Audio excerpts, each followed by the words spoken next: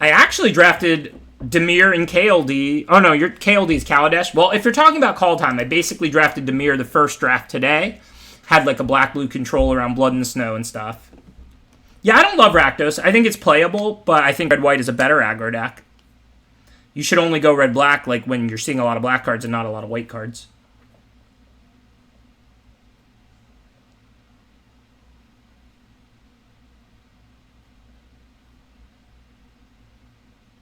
Good game, Gary. Okay, well, let's see. So Bears is pretty broken, especially if you start with it, because then you prioritize Changelings higher the whole way. And especially if you do end up Blue-Green Snow, there's a lot of Changelings at common. Like, you can play Realm Walkers and Mass Vandals and Mistwalkers and Kinseekers. You know, Mistwalker and Mass Vandal are really good cards. Kinseeker and Realm Walker are pretty filler, but they're not unplayable. So if you have a card like Bears, you can just pick those up late and then play them. So I think this is a pretty easy Bears. If we didn't take Bears, what would be the next pick? Giant's Amulet? Gold Vein pick? Amulet's probably better than pick, but it's also a color, and pick is colorless. But I think, even though it's a gold card, I think it's well worth taking Bears. This card is, like, very busted, I think. I'm not a Bears fan, but if it's the Bears of Lajara, I will take it. I'm sure I mispronounced that word. So now, let's see. Raven's Warning is way more fancy than good. This card is, like, super medium. Like, it's playable, but it's super medium. Sculptor's good. Veil's good. It just depends on what you need. I mean, I don't like to plan for 4 to 5 color snow every time. Like, sometimes your snow deck should be 2 and a light splash, or, you know, it's not always just, like, play all the best cards in strictly 5 colors. I mean, I think Sculptor and Veil are pretty close. But I think having Bears of Lajara, I'm going to try and plan more for a blue-green, because I'm going to be able to fill out my deck with, like, you know, the changelings from blue and green. I mean, obviously, we don't know what we'll see. Maybe I'll get past great cards in red, white, and black, and I'll regret not taking that Shimmerdrift fail. But I think I want to plan for more of a blue-green snow than a 5-color snow when I start with Bears of Lajara. Hey, a Voxy raid. What's up, Voxy? Hope you had a good stream. So now Narfi seems like a pretty clear pick. If we do a light black splash, Narfi will be a great splash into a more creature-heavy blue-green deck. Also, changelings or zombies, and we were already trying to prioritize changelings because we have Bears of Lajara, as I've said like 15 times in the past 2 minutes. So this seems like a pretty easy Narfi over Island or Frost. Pretty clear.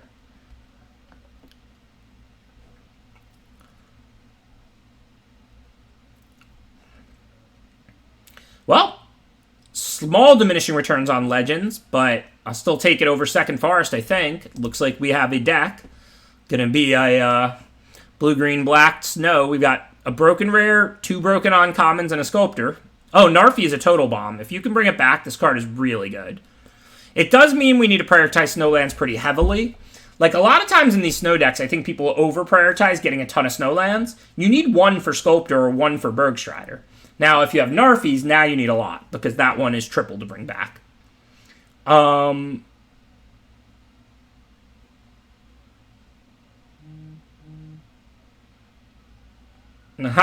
didn't RSVP to Voxy's cooking stream. I'm not sure that we have to lock our spot in place. Is there, like, a limited amount of seating for that stream? So I definitely don't want to delve into a white land for a splash here, so I think it's just Inga. Inga's medium, but Inga's a card that I actually kind of like. It's grown on me over the course of the format. Pretty easy Snow Swamp, I think. I mean, this card is blue and early blue. These are blue, and then green is the base. So pretty clearly black has to be the splash in this deck, which means we can't use Tegrid's Shadow well. But we definitely want at least 1, if not 2, Snow Swamps, so we can pick up one of those. The last red-black deck ended up 3-3.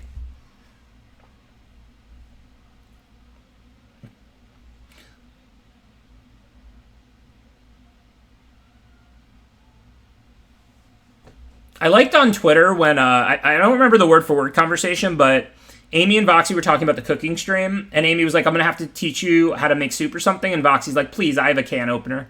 That's my kind of cooking. Straight from the can opener into the microwave and into my belly. I'm a chef.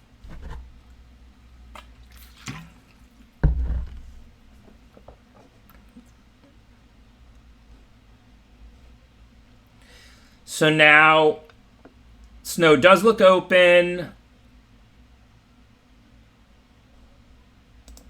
I did. Chef Boyardee trained me well as a kid. I had a lot of like Campbell's soup and Chef Boyardee and all of that. So nothing here, nothing that interests us. I mean, if we did go black as a base, we'd end up splashing bears. We haven't really seen much green. Is everybody just drafting all the green cards now? Like, not just for snow, because snow has been pretty open, but are people drafting, like, green-black elves a lot more and green-white aggro a lot more and stuff like that? I feel like we haven't seen much green. I'm going to grab that land in case we do pick up a little white splash, because a blue-white duel can be, like, useful for us. You know, like, I don't want to necessarily play this as a tapped snow island, but if we do pick up a light white splash, then I'll be happy I have that. But I'm not, like... I'm not really seeing much in the way of green cards. Like, snow has been pretty open. Green cards have not today, all day. Alright, so Troll or Island. If we're going to end up heavy snowlands, then Troll should be good. But also, we want every on-color snowland we can get, blue and green. So I think we just grab the Island, but it's pretty close. I don't think these cards matter. Sorry, cards, you don't matter. Yeah, I mean, this time I have a green broken rare. So, like, I mean, I am going to try pretty heavy to play green here. It's just been weird today. We've seen so few green cards, but plenty of snow. Even in the last draft when I was black-red, there was plenty of snow stuff in the draft. But we've just, like, never seen green cards. That's how I ended up Esper Snow in the first draft. This time I'm fairly certain we are going to play blue-green, but, like... still doesn't look like we're going to see a ton of green cards. So we got Tyrite Sanctum, Grows Legends. This doesn't make a legend. Inga's a legend. Narfies are legends. We could probably use this card pretty well. I don't think we want to take it now, but if we can table it, we'll almost certainly use it. For now, it looks like Behold, Amulet, Pick, Troll, Fjord. This is going to be a very creature-heavy snow deck. As you can see, we have almost all creatures. So Pick might actually be really good in this deck. I don't think I can bring myself to take Pick over Behold for a snow deck. But I'm honestly not even sure, because we already have 2 single black Power Cart 5-drops to splash. I might, like, out of my mind if I want Pick here. Yeah, but you'll probably see another, and it's my first Behold. I mean, I'll take the Behold, but I honestly think the Pick might be better for my deck.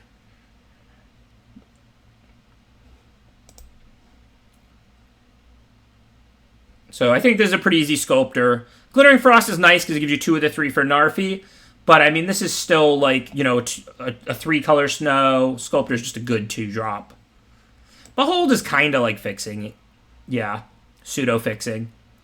I just feel like, though, like... I mean, look at our creatures. Like, it just feels like Pick would do good work in this deck.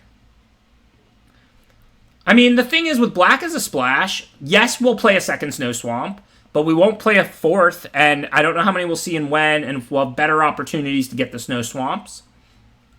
So, like, I don't want to take Snow Swamps nearly as aggressively as Snow Forests and Snow Islands, because we're going to play any number of Snow Forests and Snow Islands, whereas we have a limited spot for Snow Swamps. Remember, we might also get, like, a black tap land, like the green-black one that's pretty good, or something like that. Well, that one's green, but I think you get the point I'm making. Even if that last individual point was just completely invalid. Okay, so, World Tree is good if you have a lot of changelings. It's good for fixing, but it's expensive. Third Narfi, yeah, I mean, look, I mean, it's a legend. You want to draft it a little lower as you get multiples, but the third copy's still good. We might just want Masked Vandal. It's our first Masked Vandal, and that's a pretty excellent card for our deck. Think we take Masked Vandal here. I don't think it's a clear World Tree. We're not looking to go 5-color, and 10 to sack is a lot. I think we take Masked Vandal and then just see what we can table. This seems like a crystal clear Ice Hide tunnel, Ice Tunnel. Port would be useful, but I don't think it's like... Well, Port Milling 4 is actually exceptional because we have the Narfies to then bring back. But, I mean, this is an uncolored duel, snow duel, for our Narfies blue, black, green snow deck, so I think we have to take that. Hopefully we can table the Port. Port would actually be excellent in our deck. Port does wheel a lot because you have to be like heavy black to use it in addition to blue. So a lot of snow players can't use Port that well. So this is a super easy Blizzard Brawl. We're creature heavy, spell light, which is when fight spells are at their best. And we're looking to play a lot of snowlands. This deck's coming together quite nicely. This might be my best deck of the 3 so far. Whoa, and we got a Port anyway. That's a different Port, obviously. We could still table the other one, but I'm happy to take that. This is definitely a snow deck where Jaspara Sentinel would be good. We don't have sweepers. We're going to be creature heavy, but I think Port is offering us more. But I'll play every copy of Jaspara Sentinel I can get in this deck. So now there's Can I take this pack and call it a pack? Like, I Saw It Coming, Mirror Lake, and Mistwalker pretty badly. They're all good. I think I just have to take Mistwalker, right? I mean, it's a zombie, so it gets pumped by the Narfies, and it's a changeling, so it turns into a 4/4 with bears. Like, I think Mistwalker over Mirror Lake and Saw It Coming has to be right. But to get all 3 of these 8th pick, I mean, I would love all of these. So now there's the Sanctum and the Troll. Still have the same 3 legends. It's going to be hard to get a colorless land in my deck. I guess I can just play 1 extra land. But we're doing pretty good on snowlands. Not only do we have these 4, we have 2 Sculptors. So I think I'm taking Ice-Eye Troll here. Oh yeah, I forgot about Amulet. Do I just want Amulet? Yeah, I'll take Amulet. Amulet's a good card. I just completely forgot about Amulet there. I almost didn't even, like, process it.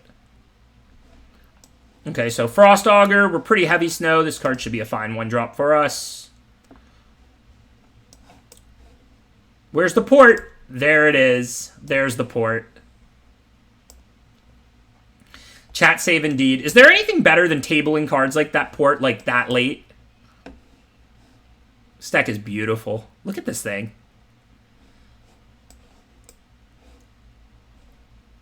Fourth Narfi? I know we didn't get the 3rd, but pretty funny. Getting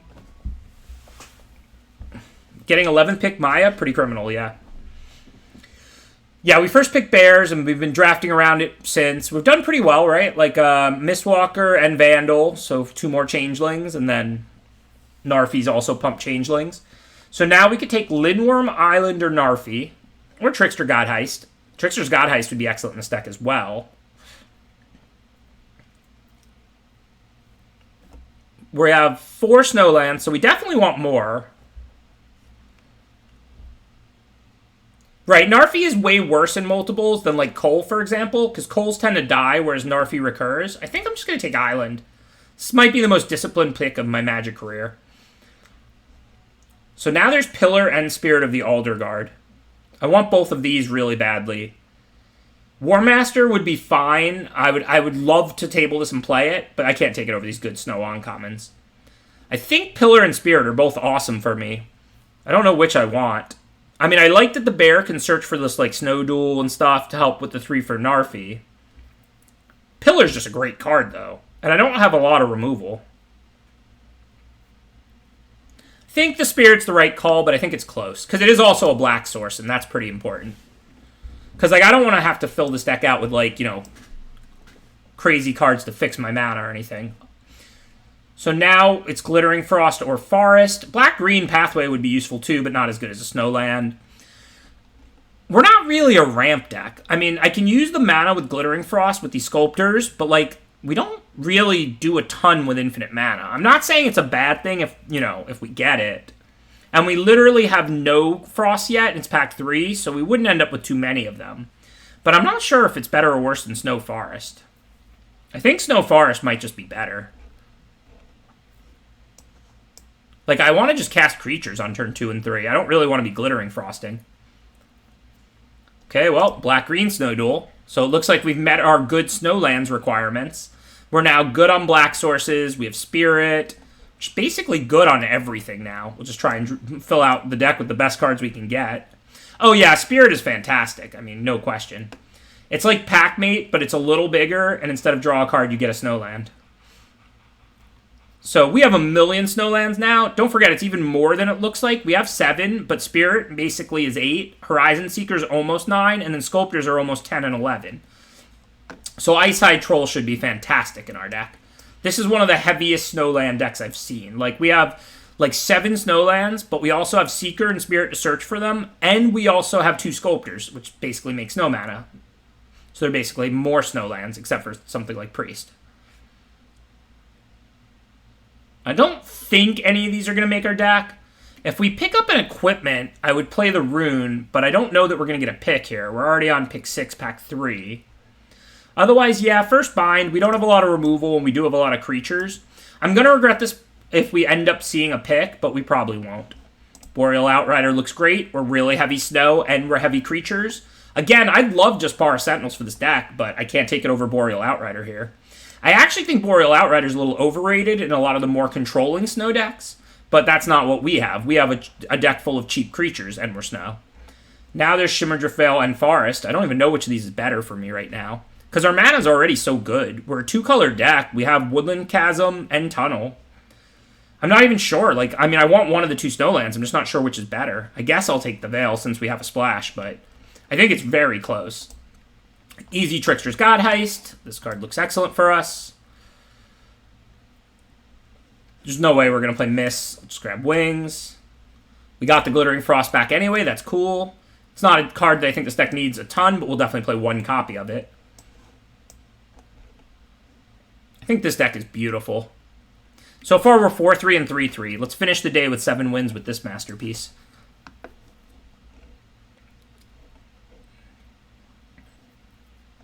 So, and when we're not going to, like, flood, we have, like, 2 or 3 sack lands. Like, this deck just basically does it all. So, let's assume we'll play 17 lands, because we have a relatively low curve, but we have a couple of sack lands. So that means we have to put in 1 more card. I don't have a lot of removal. I could see playing Depart the Realm. I could also play Disdainful Stroke. With the Sculptors, do I have any cards that are bad here, firstly, that I'm looking to cut? Like a Hawk. I don't have a ton of 2-drops. Not really.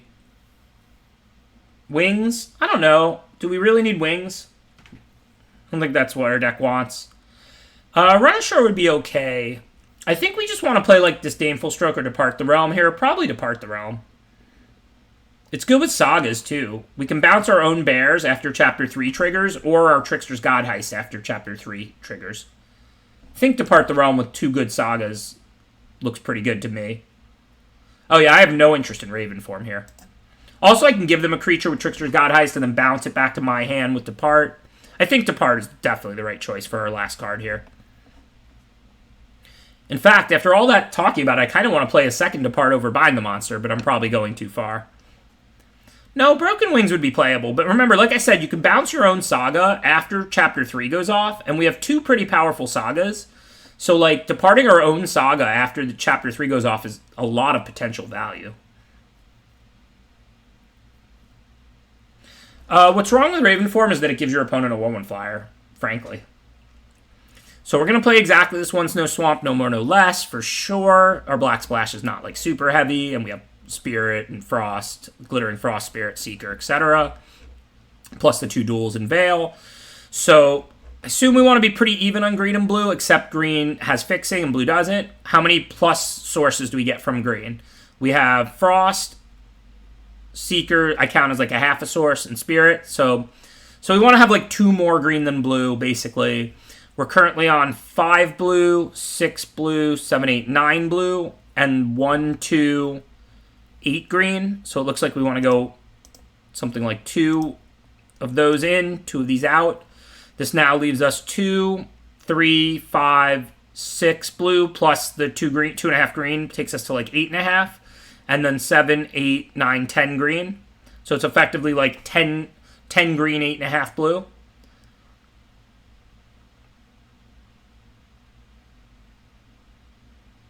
I don't think that's right, Jazz One. The third one triggers, right?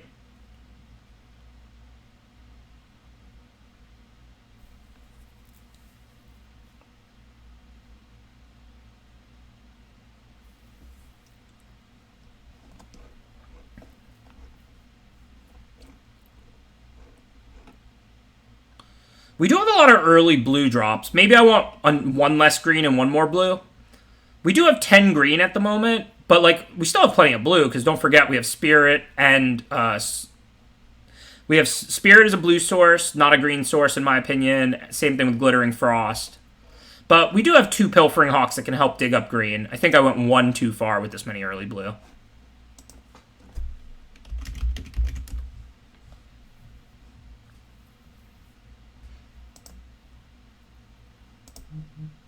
I do also have these, like, this blue-white snowland.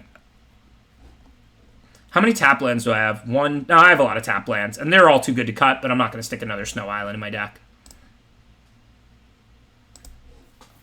Like, I would play any number of basic snow islands. I mean, I'm not going to put a tapped snow island in my deck to get, like, another snow land when I have a ton.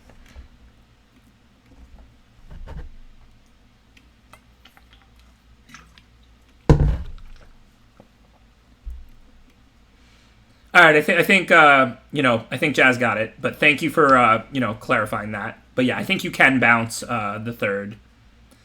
I think you can bounce. Yeah, there's like the 15th person saying it. It's like, all right. Yeah, you do have to go into full control mode a lot of the time, or it'll just auto sack. Oh, definitely no War of the Spark drafts. We're deciding between Time Spiral Remastered and Kaldheim.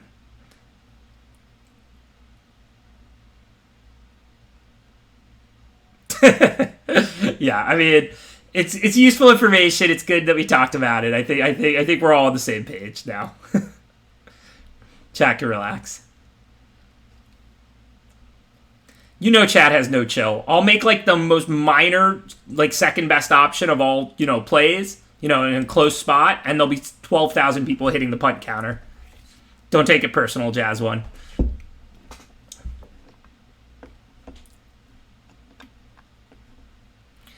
I played Port instead of Veil because I didn't know if I would name blue or black with the Veil. I did get somewhat punished now in that I don't have 4 mana turn 4 for Spirit, but I didn't have a 4-drop that I was going to cast turn 4. Like, I'm never going to cast Trickster's Godheist here on turn 4. So I wanted to preserve the optionality because I'm going to name black if I don't draw blue. But if I draw black, I'd rather name blue off this. Okay, so I think now I'm just going to put out the Masked Vandal. I don't know if they're going to have stuff to hit or not, but I do want to stemmy the beatdown. Obviously, my deck is powerful, but if they have a Clarion Spirit and they're white-red, want to make sure we don't take too much early damage. Well, yeah, but remember, I also didn't have Spirit in hand. If I had Spirit in my opening hand, I would have played Shimmerdrift Veil, so I could go turn 2 Sculptor, turn 3 Spirit. But I was going to have the option to play the Shimmerdrift Veil later.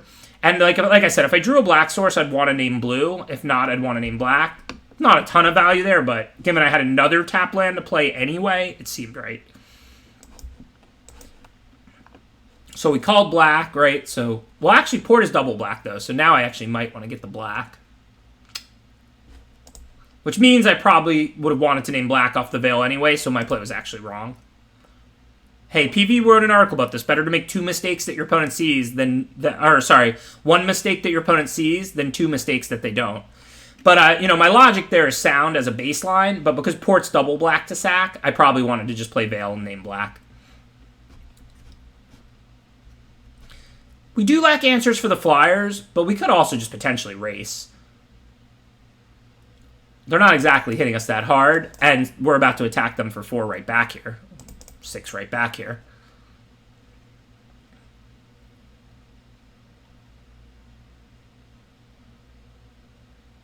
Yeah, but why isn't it named Hangry Mob? Hobbs Games. I never said it should be named Angry Mob. I said it should be named Hangry Mob. I am playing in the Kaldheim Championship this week. Berteezy. Thanks for asking.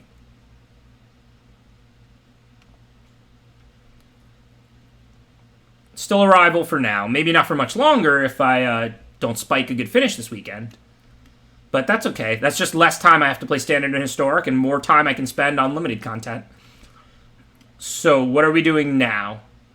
I can give them Masked Vandal and take Vengeful Reaper. That looks pretty good. The Vandal will shrink to a 1/3. It doesn't block anything. I think I'm down.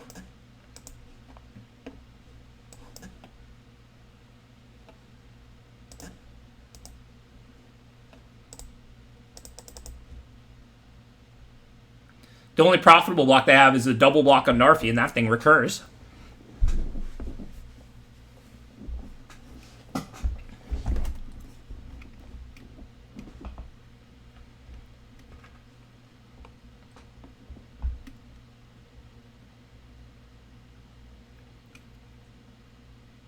If I take their Slumberbound, I can sack it. I have a red from this.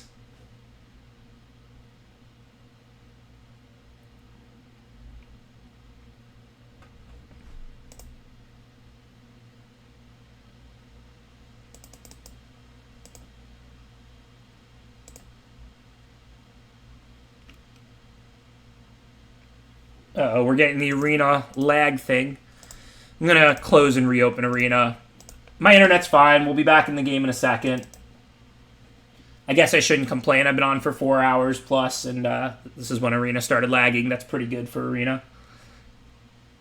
I have had a royal flush in poker, yes. Not often, but I think I made like 2 in person. I don't know how many online.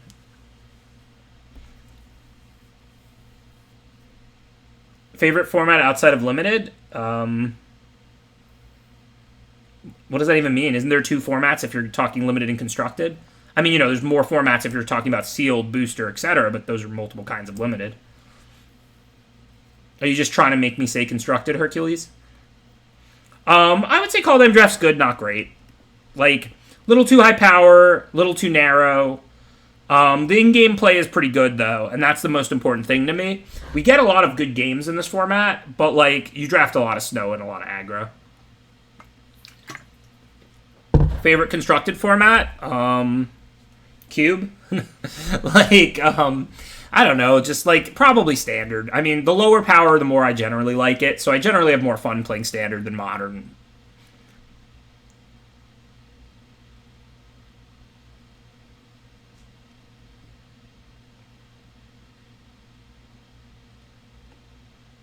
I do have a favorite draft set of all time. It's Champions. Not because I'm a champion, because I'm a lot better at getting second place in Magic tournaments than I am first. But because I like the mechanics a lot, and it was just a really grindy format.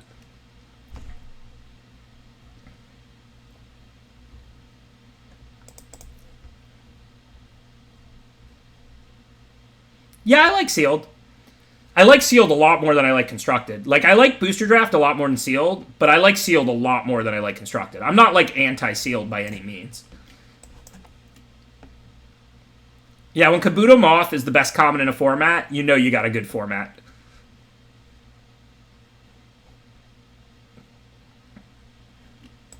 So if I put out the 1-3, it can block it, but here's my thoughts. If they have this card, they probably have ways to enhance it. So, and a lot of those Mass Vandal can kill. And even if not, if they go like equip it, attack or something, then I can bind the monster it. And then, they invested their 3rd turn on their 2-drop as well. So I don't really want to put out the Mass Vandal. I think I want to hold the Mass Vandal and see if their ways to enhance this are going to be like equipment. Because usually if you're going to play Death Knell Berserker, you're going to try and prioritize ways that grow it. And the most common ways to do that are equipment in this format. That said, I got max punished because they put out a 3-2 haste. So, I guess now we just have to play our cards.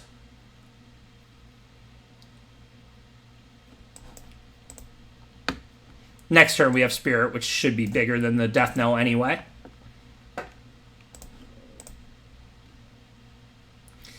So remember, with something like what I explained last turn, if I didn't have Hawk to play, I would just play Vandal on turn 2.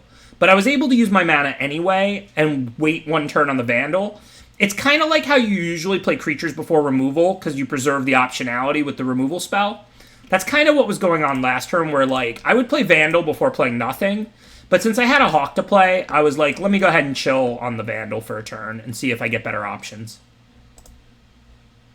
Pretty easy choice of just have the on-tap Snow Swamp here. With Glittering Frost, I should have whatever ability to cast whatever I want. So this is interesting. I mean, they're attacking in a Spirit, which is bigger than theirs. Hey, Brian Cox. You're welcome. Thanks for the compliment. So, presumably they have a Run Amok. This is not a Foretold card, right? So it's not a Jarl. So presumably Run Amok is what we want to play around if we can.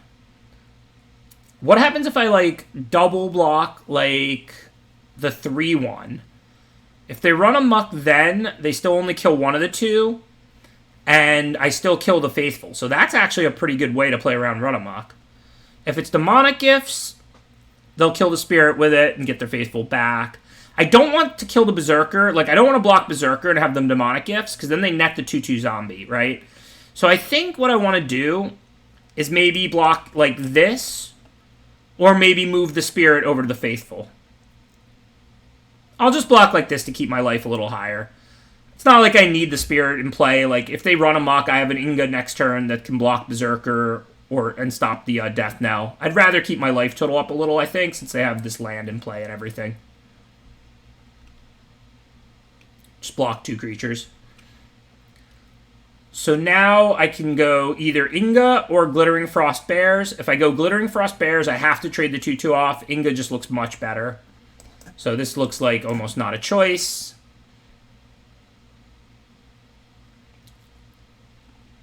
Do I want the bounce spell? I don't think so. Oh, I can bounce my Sagas. Yeah, that's great. The whole reason I put it in my deck.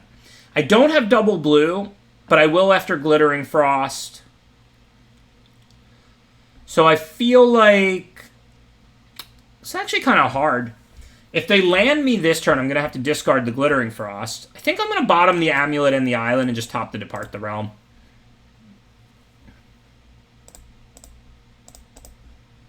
I'm definitely going to hold the Hawk back now, because if they, like, attack with both or something, I can, like, block Inga on the 3/2 and Hawk on the Death Knell. Or if they have, like, removal. Oh, that's kind of annoying. Guess I can take it. So I can give them Hawk and take that. And then I don't really care about attacking with Inga, so that's actually fine.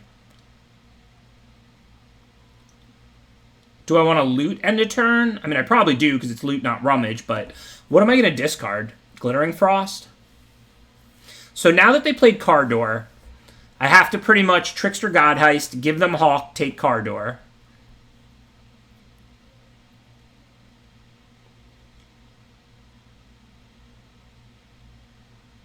Cardor. C-A-R space D-O-O-R. That's the first name of this card. You see where it says right there? C-A-R space D-O-O-R? Cardor. The thing is, if I loot, I'm not against looting, like, just in case you can improve your hand, but I already know what I'm going to draw. I'm going to draw Depart the Realm. So, like, do I loot? I guess I discard the Glittering Frost.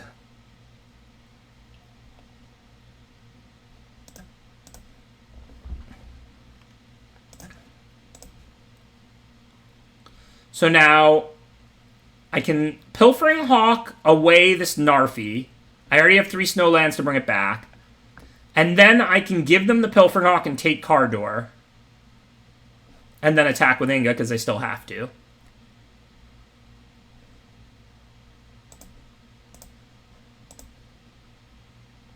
Yeah, I can bounce the Hawk back if I end up wanting to. I'm not sure if that's going to happen or not.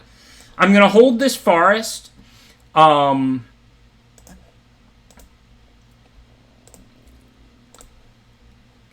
In case they make me discard.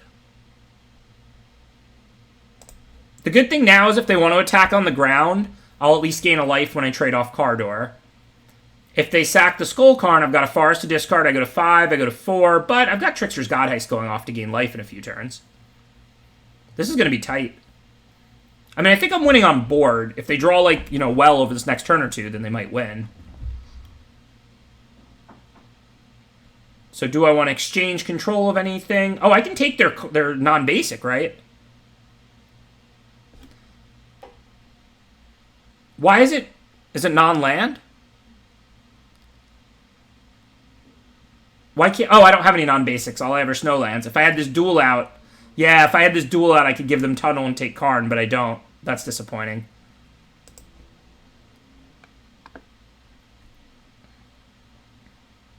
Thank you, Astrith. Appreciate the subscription. Yeah, I only have basic lands out. That was disappointing. Okay, so what do I want to do now? I can bring back Narfi. That only leaves me green mana to work with, though, so that'll be a lot better next turn. I can play the Bears. I'm not taking damage on the ground. I'm just taking the one in the air. That seems fine. Get that going. So I think I just play Tunnel and Bears of Littlejohra here.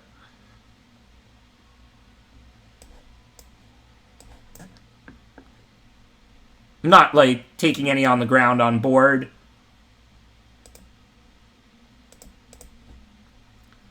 I should set a stop on my first main, right? So that I can bounce these. If I want to. Well, yeah, I could give them control to bind the monster, and then what? Like, it doesn't change anything.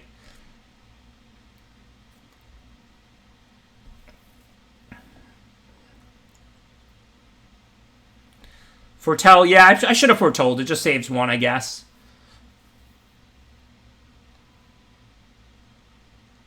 I need to put the stop before. Are you sure? These trigger draw step? These trigger first main, right? Do they trigger draw step? Yeah, they trigger draw step. You're right. You need the stop on the upkeep. You're right.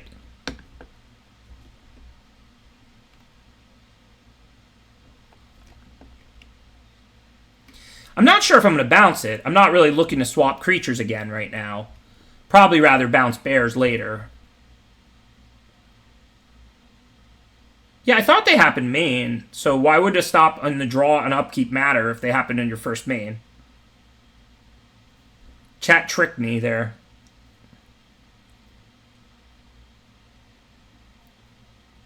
I don't think I'm actually going to bounce a Saga right now anyway. Like, I'll get my 3 points of drain.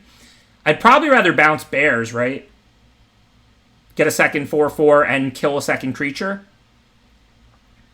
Like, I don't think I want to bounce Trickster's Godheist right now. What am I giving them? Like, the 2/2 token? And what am I taking? Like, I don't even think I want to use the Depart right now.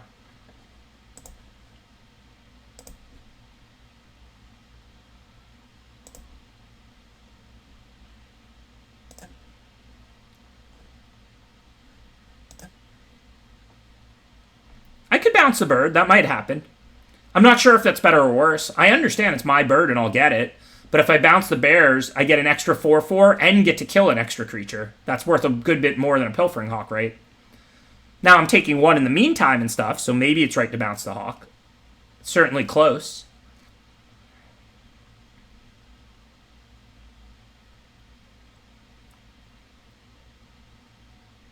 So I don't want to trade off the Shapeshifter because that's going to kill something next turn. I think I can play Frost Augur and leave Depart or Narfi up. So I think I can attack with one creature here. The question is which. I think it's Inga. I don't really have sweepers. I don't think 3 creatures are that likely to die at one time. The only downside of sending Inga is that it's 1 less damage than if I send Cardor. But they can trade with Cardor, and Cardor's ability is pretty good. I kind of like having Cardor just sitting in play on my side of the board, right?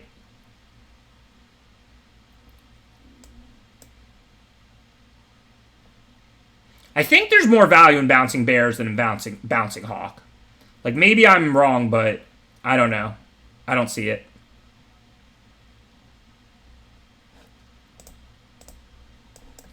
Might as well save the mana, right? Since I'm going to use this either on their turn in combat or on my next turn to bounce bears. Can't do anything about that. I'm holding the... Oh, to discard to this. I mean, I guess now that I'm empty-handed, if I play it, I don't have to discard anything. But I might draw something later that I want to play and stuff. So I actually think it's still right to hold the forest. Plus, it might provoke them to sack that, like... And it just protects, like, other cards I draw and things like that.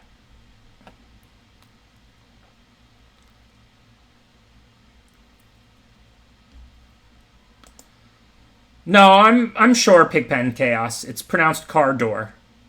I looked up the ancient Norwegian, and I matched the pronunciation, and I practiced a lot, and it was definitely Cardor.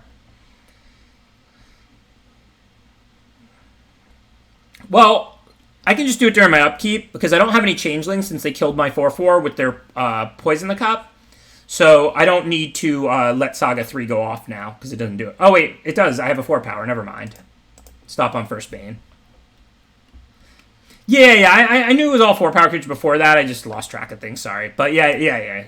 I have Cardor to still deal 4. You're right.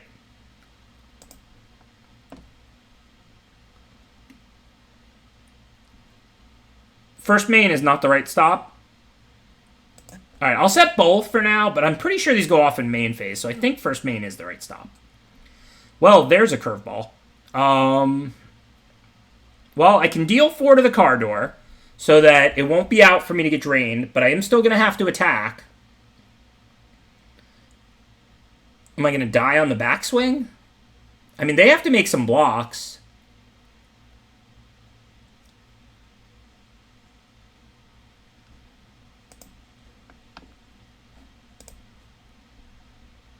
I I mean, Narfi comes in tapped, so it's not like I can play around this by not bringing Narfi out. And then we certainly want to kill their Cardor. That's the best creature out by a lot. Now the question is, do I want to depart my own bears or something else? I could bounce one of their blockers and Blizzard Brawl another one. That could be really good. Then they're forced to block. They might actually be dead. Okay, I'm going to take this line because I drew the Blizzard Brawl. So what I'm going to do now, I think, I want to bounce Magda because I don't want to bounce the haste one. I'm going to leave the Death Knell in play as the one that's going to get to block.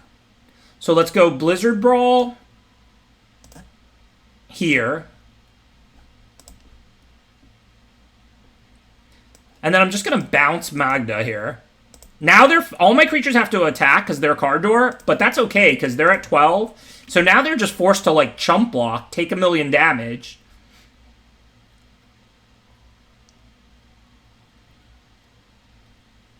Life is good.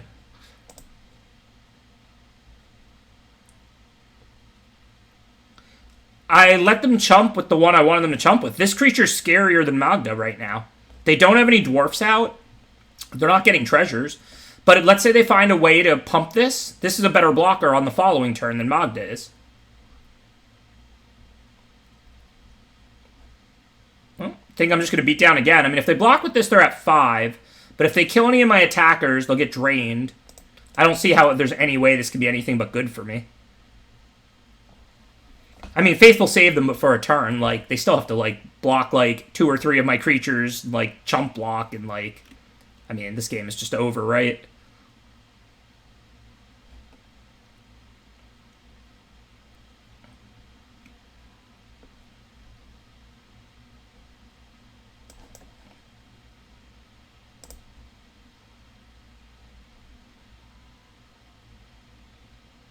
Cardor is just how it's pronounced. The exact pronunciation is C-A-R space D-O-O-R.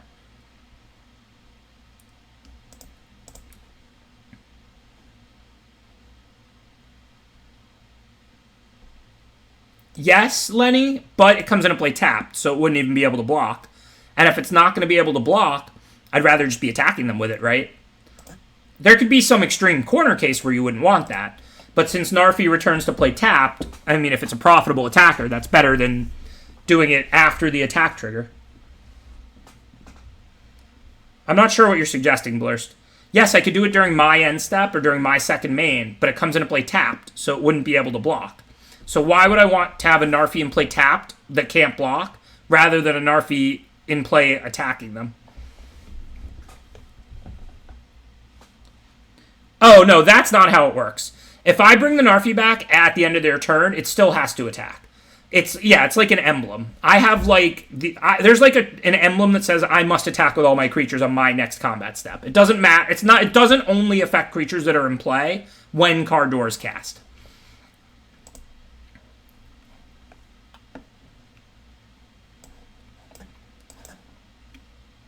I'm just trying to teach people the right way to say Cardor. I mean, I appreciate it. I'm a pretty patient guy, but I mean, I'm trying to get people to pronounce things the way that's meant to be pronounced, you know?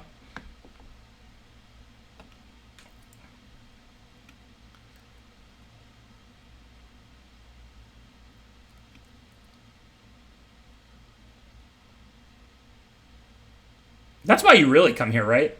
All right, so I think we want to play Horizon Seeker first pretty clearly. We don't have any more lands, and we don't want to miss our land drops. Next turn, we can always hold attack with Horizon Seeker, go get like Snow Swamp, and then we can behold into their turn. So even though we don't add to the board, it's still a pretty good turn. We get our land. Sadly, it looks like they had the removal. Okay, so now I can what? I can play like Ice-Hide Troll or Outrider. I can't Blizzard Brawl. I'm 1 snow permanent short, but I'll be able to next turn. I can also Behold and then play a 3-drop next turn. So since we drew the land, I think we just play the Outrider now. Hey, Nixius gifting out 5 subs, making 100 in the channel. Thank you, Nixius, for the incredible generosity. Very much appreciated. Yeah, it's not the first time I've had a plan blow up in my face. It won't be the last. That's the beauty of Magic, right? You think about all these turn and a half ahead, all these possibilities, and then they never come to fruition because everything constantly changes. What a game.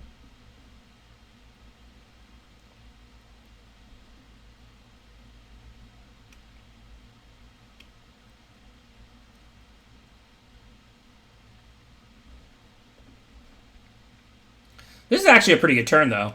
With one blue, it's pretty safe to Blizzard Brawl. So I can go like Ice Hide Troll, and that's my third snow permanent, and then Blizzard Brawl away the Raven. So that's actually a pretty sweet turn. Just make sure the auto tapper's not getting me. Looks like it's not. Sadly, I don't have any green snow yet. But I count 3 snow permanents, which means +1/+0 and indestructible.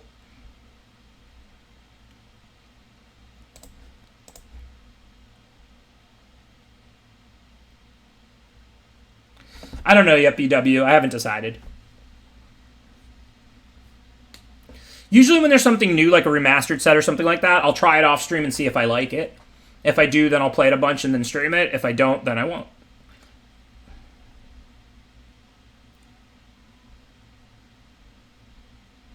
I like draft so much because you have to think on the fly at all times. You don't know what you're going to see. Okay, so let's start by beholding because it's only that and sculptor for this turn. See what our options are.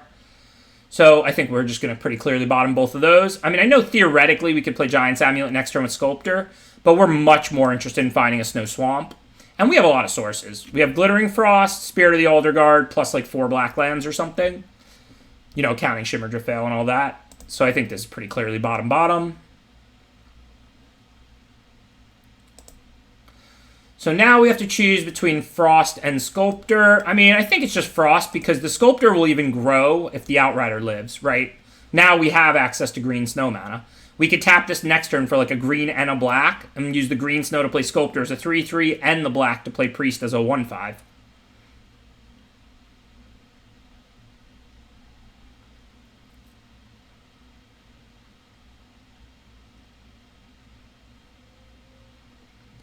Yeah, they do have the sack land, but we're looking at growing the Sculptor, so.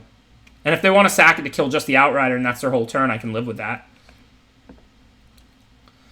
So now our choices are like Narfi as a 5/4, which still just trades with Doomscar. But Priest as a 1/5, but we can't block Doomscar or then they would sack Pyre. So we can't, it's not like we can just put Priest in front of Doomscar. But we could double block Doomscar with Priest and Sculptor. Because that will be a 1/5 and a 3/3. And then we'll kill the Doomscar. And then if they want to sack this to kill one of them or whatever, who cares? So that looks pretty good. So I think... I mean, we could also double Sculptor, and it's kind of the same thing. But I think we want to use the black mana, right? So let's go and, like, try and not have the auto-tapper get us here. I don't trust it in these kind of spots. I'm just going to pay manually. Because I need that green snow mana so I can play a 3/3 Sculptor.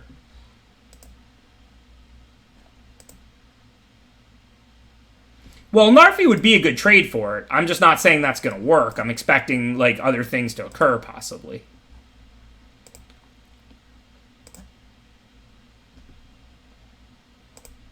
Like if I just slam Narfi, I mean, I guess if they counter or kill it, I can get it back. So Narfi does gum up the board nicely, but... It also is only playing one thing this turn, so it interacts much poorer against, like, you know, anything useful. Although I guess Narfi is hard to interact with profitably. Well, both lines are profitable on board. So the real question is just, like... Because they're not going to trade with Narfi. You got to remember here, ATX. It's not like if I play Narfi, I get to kill Doomscar for Narfi, and then Narfi comes back. What happens is they just don't attack with Doomscar. So the question is which line just kind of like advances us towards victory by more. Neither one is particularly vulnerable to anything.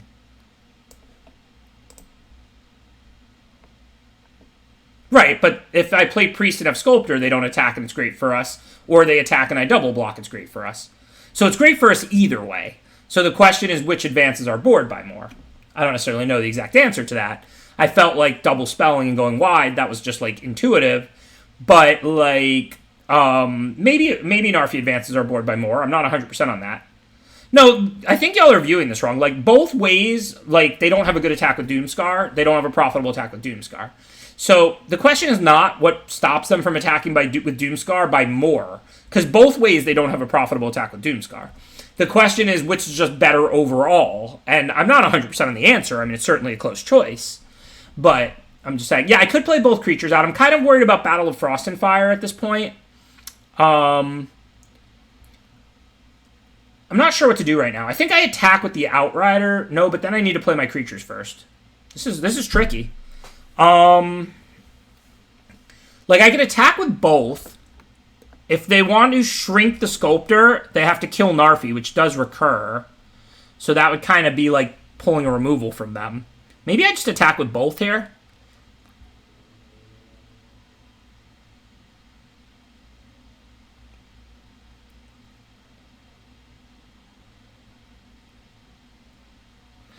I'm scared to just pile up the board with non-giants and leave that Doomscar around because of Battle of Frost and Fire.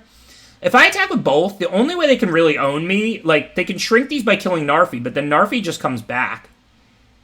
So that seems fine. Oh, right. I do want to get these to 3 toughness because of this land. This is really tricky. Yeah, I'm going to send just Sculptor. Not because Boreal Outrider's so good in general. Like, at this point, Frost Augur, I don't really care if it's bigger in general and Sculptor, whatever. But because there's an in-play board wipe that does 2 to everything, I think the right play is to preserve the Outrider so that I can keep these out of the Frostpire range. Good job, Chad, whoever said that. I forget who the first person in the chat who said that was, but you're right.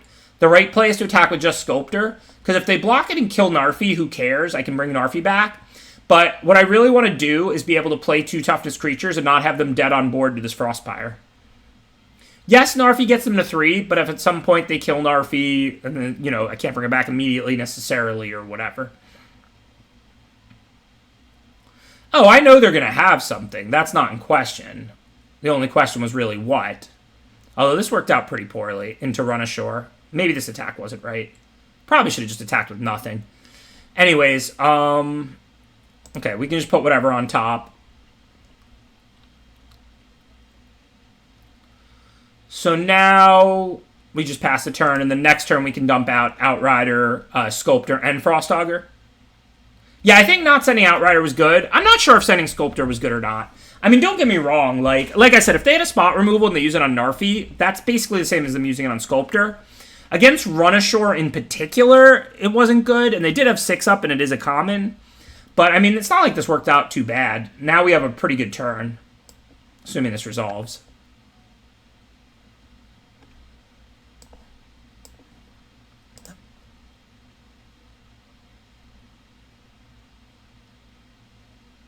Well, we thought they would have a trick.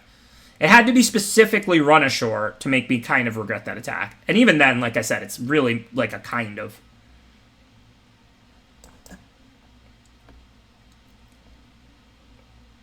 The 4-4 turned into a 3-3 when they got rid of Narfi.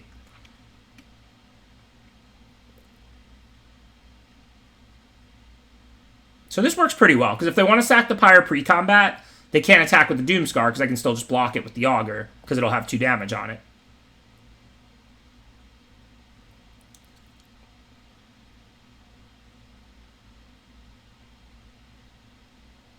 It's a really good game. I'm going to have to go back and rewatch that turn and think about my options.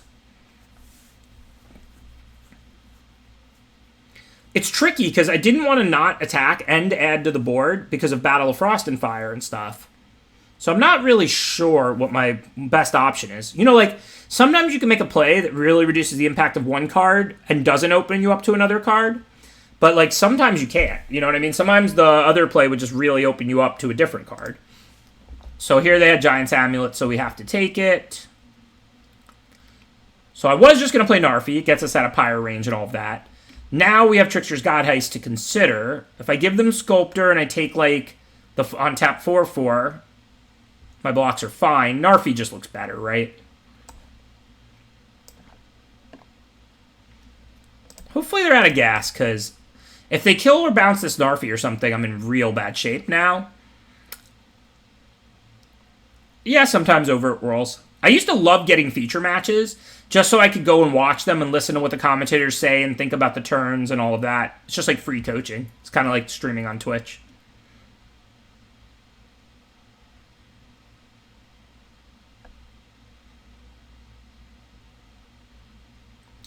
Yeah, the problem dog math is do nothing includes not adding to the board, I think. Because I can't just, like, not attack, put out my stuff, and then have them, like, kill everything with a sweeper and their creature lives. So, like, if I'm going to do nothing, I have to do literally nothing. I have to, like, not add to the board. Which may very well be correct. I'm not saying it isn't. So now I can, like, Trickster's God Heist, take their 4/4, give them, like, a Sculptor. That seems fine. It'll just be a 2/2 on their side of the board. It won't be getting pumped by Narfi. Not a very exciting turn, but I think it's the best we can do.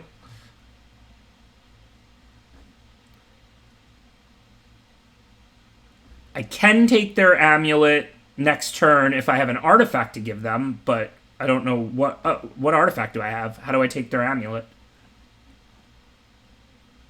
The permanents have to be the same type. Yeah, the bind's abysmal right now, obviously, I agree. But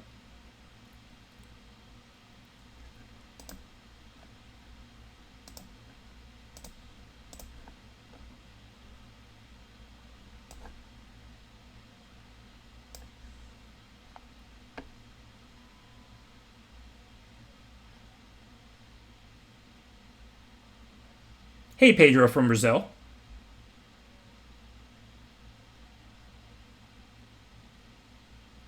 Well, that was bad. Maybe I shouldn't have tapped the Sculptor to untap the land. Now I'm, like, dead on board.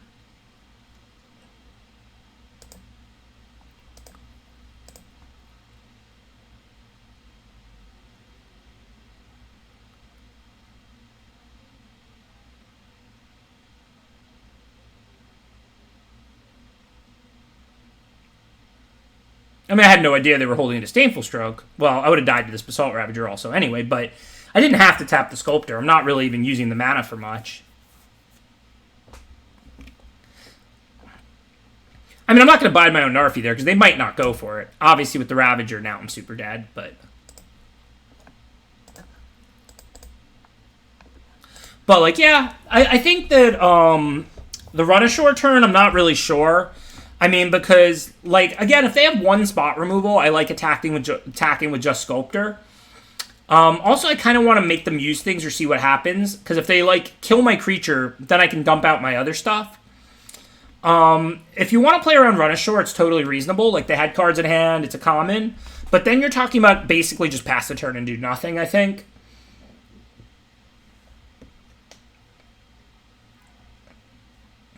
Like, I think on the last turn, I should just not tap the Sculptor. I don't need the mana. So I think I should just, like, I think it's right to cast the Trickster and try and exchange control of the Sculptor and their 4/4 Giant token. I just shouldn't tap the Sculptor. That's just, like, unnecessary. I wasn't going to do anything with the mana anyway. And we would have still lost. They would have still stroked it, and then they would have untapped and Ravagered and whatever. But if they didn't have Ravager, then we wouldn't be dead. We were, though. We had a lot going on in that position, Akawashi. Like, I felt like I could beat a Battle of Frost and Fire from that position. Right, that's the thing. It's not like Run-Ashore's doing a lot less. I mean, they got, like, a Sculptor kill off of it. Like, whatever. I mean, I'm not sure if that play was optimal or not, like I said. But it wasn't bad against a spot removal. I mean, Run-Ashore, they would just, like, play end of turn anyway. What's wrong? My mana base is great. I've got a Shimmerdrift Veil, a couple of duels, some green fixers, and I'm like 2 and a medium-sized splash. Not even that heavy. I just drew a couple of tap lands in my opener, but it happens. So, do I want to kill Jaspera Sentinel with the Priest? I mean, it is early. It is bolting the bird in some form. I think maybe I do. My hand is all spells.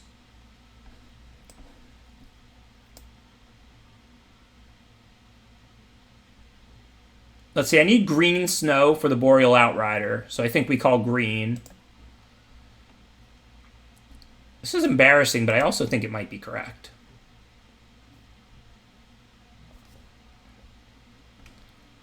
And then I'll just put this on layaway for later.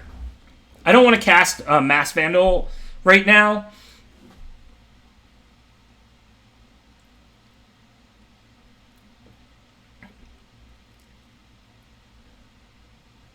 Yeah, so I can't tell you exactly which ramp cards are going to be good in which format, but I can tell you how to think about it. The higher power to format, the better ramp is, just in general. And that's why even a card that looks as bad as Jaspar Sentinel is performing relatively well in this format. The more high power, the better ramp is. I didn't think Jaspar Sentinel was going to be playable either when the set first came out. Definitely not just you.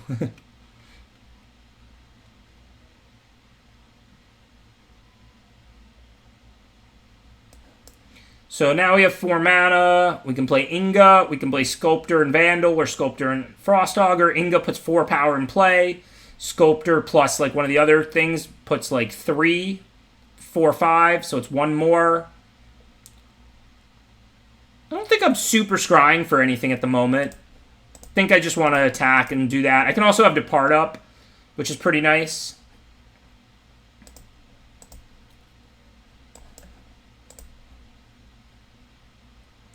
Probably just depart end of turn, or if they double pump, I'll depart that Mistwalker and save the damage.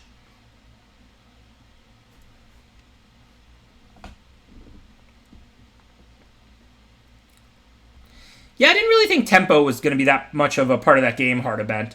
Even after they had that and then did several other things, I still didn't really get tempoed out. I mean, they Disdainful Stroked and Ravager did, or whatever, but I should have been able to live through that stroke no problem. Like, that really didn't feel like a tempo-y game at all. I agree, it was bad tempo. I just don't think tempo was, like, a big concern there. Okay, so what do we want to do? Probably just Frostaugur and Inga. Probably should Augur now, in case we get something we want to do more. It's not like Inga's exciting at the moment. Speaking of something we want to do more. Okay, then. I don't know if they're going to have a counter or not, but if this resolves, it's awesome. Yeah, but that stroke shouldn't have been a big deal. If we don't tap the Sculptor, like we don't have to, then they can just stroke the exchange and they still don't have an attack on board. It would still have took the Basalt Ravager to kill us. Like, we weren't that afraid of stroke in that position. I just shouldn't have tapped Sculptor. Looks like it's Lindworm time. Oh, Old Growth Troll. Okay. We could take that. I'm 1 mana short this turn of Masked Vandal and Trickster God Heist, though. Don't really want to give them any of my 3 creatures in play. This might not be a bad turn to just, like, bounce it and hit, and then play, like, Inga. And then next turn I can do the Time Walk with the Masked Vandal. Well, if I'm going to give it to them, I would certainly make it a 1-3. I'd rather give them a 1-3 than a 2-4. I think this is a good line. Just, like, I'm going to go aggro here and just use this to part, like, proactively. I mean, Trickster's drains for 3. That's a good question. Return it to the battlefield. It's an aura enchantment with enchant forest you control. It doesn't say anything about owner. I assume it would be me, but I'm not 100% on that.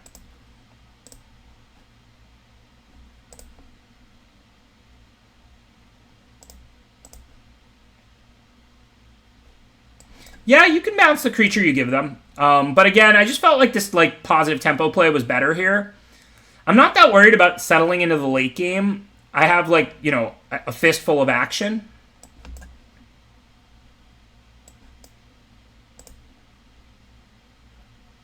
And now I'm up against blue-green. They can't have a sweeper. Trickster's God Heist does 3. Like, who really cares if I give them a 1-3 Mass Vandal? Like, that's not doing anything. Just a chump blocker. Ooh, even better. This should be pretty much game over. Okay, so if I'm going to give them the Masked Vandal, then I don't want to make it bigger. Not that this really matters, but just tap. Pay 1 and a green. No snow. And then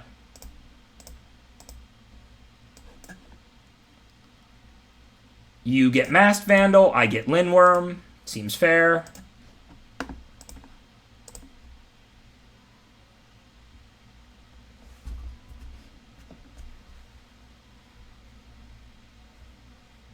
I guess the Augur's not blocking anything, so I should have sent it. Because if they, like, block the Augur for free, then they take more damage. I mean, I wasn't really expecting them to chump, though. They're still at infinite life. I don't know why they really want to chump a 4/4 at 16.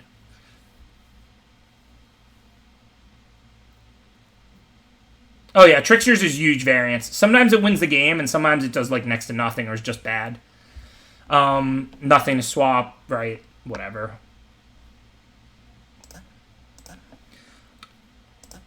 Can I bind and attack for lethal? They have 1 blue up. They can't do anything except that 1 mana, that 1 drop that nobody really plays, right? But I will die if they have it, I think. Because I can, if I bind, I can only play 1 of these flyers if I attack with Sculptor. So they're at 13. Oh, you know what I can do? 4, 7, 10, 12. Okay. So if they, the only card I think that's relevant is the 1 mana blue flash creature that's a 1/2 and gives -2/-0.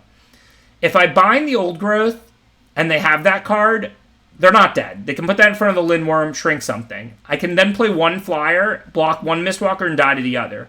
Or I can make a really advanced play and just not send Sculptor so that I can play 2 flyers because they're still dead if they don't have that card. But if they do have that card, then they have to have another removal or bounce spell in order to beat me. So what we do here is we're still going to present 13, right? But we're going to hold Sculptor back, because if they did have the Brine Barrow Intruder, then we get to cast both of these, and then we can block their 2 Mistwalkers and we don't die.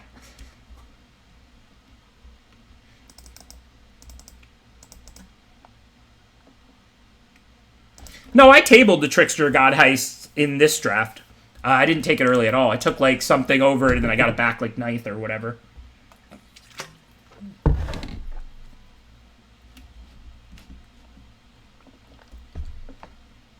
Yeah, I mean, we could also find out the arena stop and everything. And listen, you should use the information that's available to you. Obviously, like, when I discuss a lot of content that, like, you know, isn't just for arena, like, even though this is arena, so I'll be like, okay, if this was in person or if this was best of 3 or whatever. But, I mean, by all means, you should use the information available to you. So there's nothing wrong with using the arena stops or anything. I'm drinking delicious water.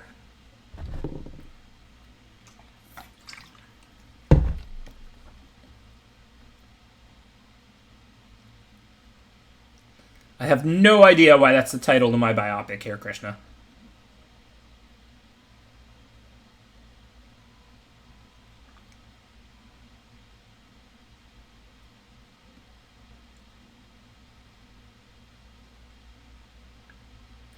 Drank all my fancy coffee earlier today.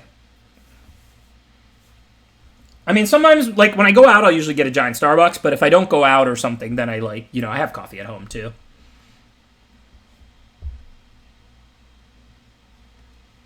That's why I love Magic, Hypnotoad. I mean, I appreciate the compliment. I'm just saying, like, Magic just gives you endless things to think about. It's just like a moving puzzle that, like, refreshes every 3 months. That's what Magic is. It's just like every game is just a puzzle where the pieces are shifting around constantly, and then you get a new puzzle every 3 months when they release a new set.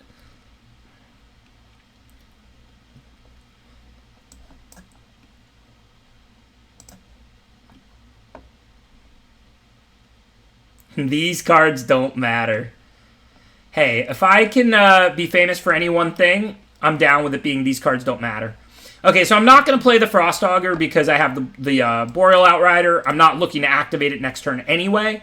So the ability to play it as with the Snow-Covered Island as a 2/3 seems worth waiting to play it for 2 turns. We don't know if the Outrider will live or not, but it's kind of a positive free roll. We missed 1 point of damage. Who cares? Life is good. Do cards have feelings?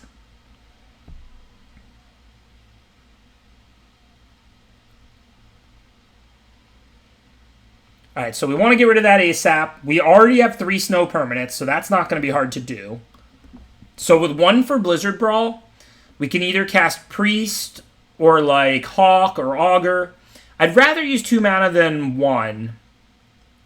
So I think I'll play Hawk here as a 2/3 flyer, right?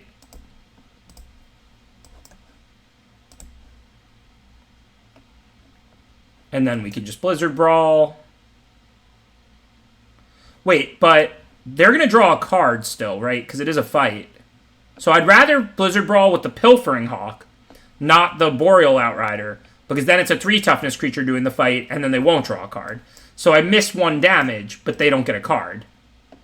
Well worth missing a damage to deny them a card.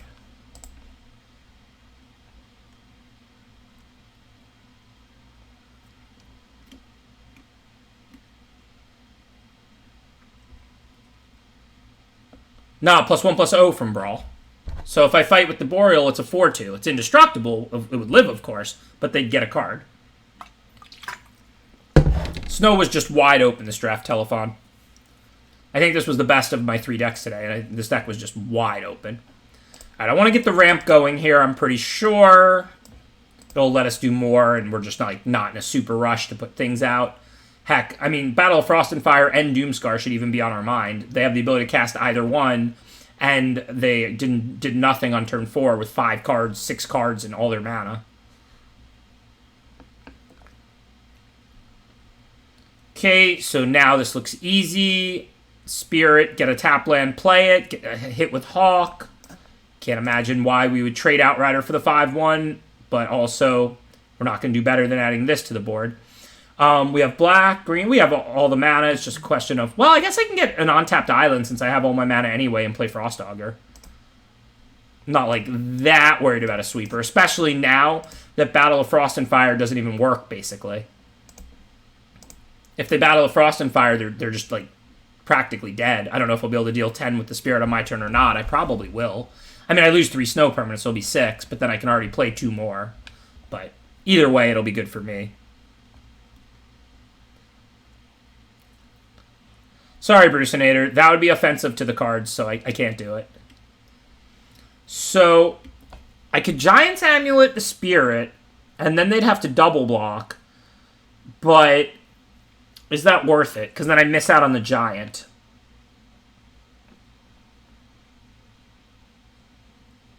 Probably not, right? I think here I can just Frostaugur, play No, what I should probably do is play Ice-Hide Troll with 2 up to protect me from sweepers. So I think I just hit with the Hawk. Yeah, and just play Ice-Hide Troll. And then I can always activate Frostaugur end of their turn. And in the meantime, I have another great threat and one that lives through sweepers.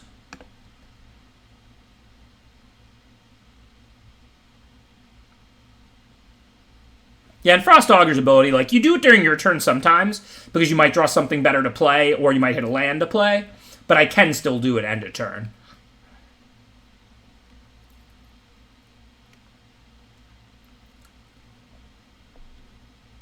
So I'm not, missing much here.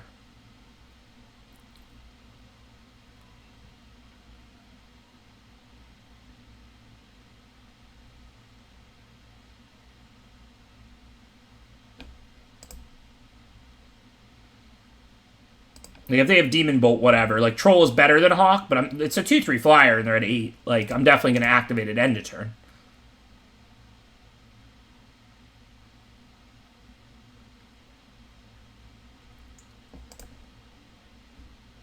Okay, so that looks interesting. So if I could kill both their creatures, they'd be dead because the Hulk can't block. I can't do that. I could bounce a 5/1 token, a 2/1. Doesn't seem very exciting. I think I'm happy to just mostly chill. Just keep riding this out and adding to the board in positive ways. I mean, if I get a window to attack, I'm not against it. It just feels unnecessary to attack on the ground right now. It's just even trades. And I like that the Spirit of the Alder Guard kind of protects me from Battle of Frost and Fire.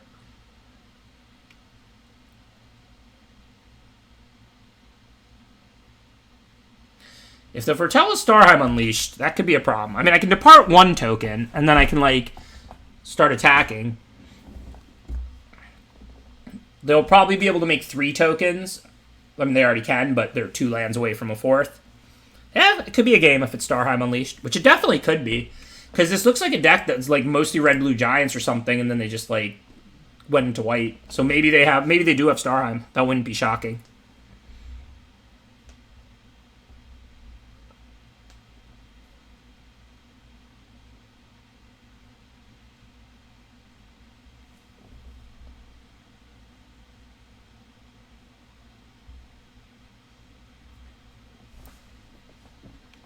I know, right? That card is just disgusting. Starheim. Third Hammer's nice, but it's no Starheim Unleashed.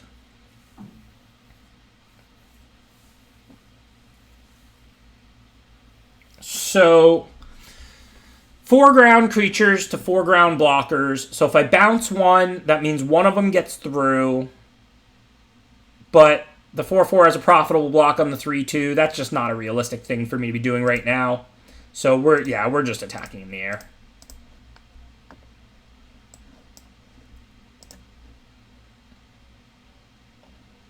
I mean, if they have Starheim, it's not great, but it's not the end of the world. We have 4 Snowlands, so I can Priest one away, bounce one.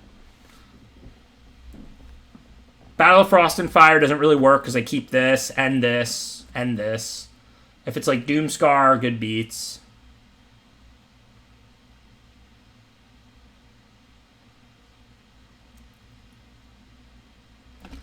They literally have 19 power out if they could just make all my creatures unable to block, but I don't think that's possible.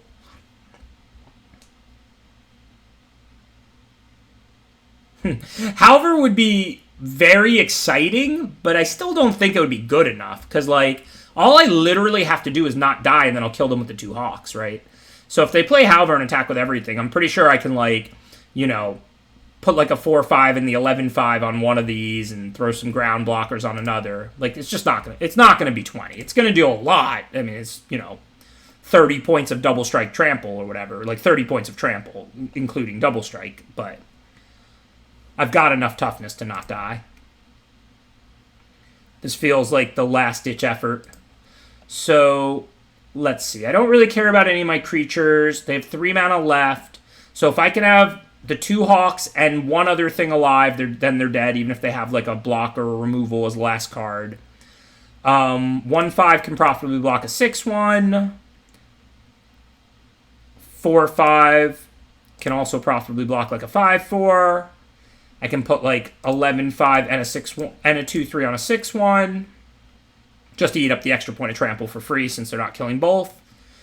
And then I can take 12. If they have +1/+1 and double strike instant, I would die. Kaya's Onslaught. So maybe I should block like one of those. Because like it's like exactly enough, basically. So I just can go ahead and trade Boreal Outrider for one of these. Now if they pump this, it's 7, 14, so it's 12, 18. So I think it's a point short. Oh, I missed the Craven Hulk. Never mind. So let's say I put this here then.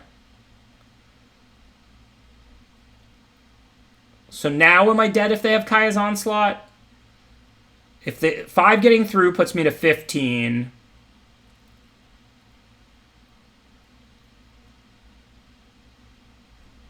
Yeah, I just don't need a double block. I'll just put this here. Now Kaya's Onslaught doesn't kill me, and all of my blocks are fine. Oh, but now I don't have the 3rd attacker. Yeah, whatever. I don't need to kill them on my turn. If they don't have anything, they're dead to my 2 Hawks. If they play a flying blocker, I've got a bounce spell. This seems fine to me. Seems worth playing around Kaya's Onslaught. I don't know how I could lose this game.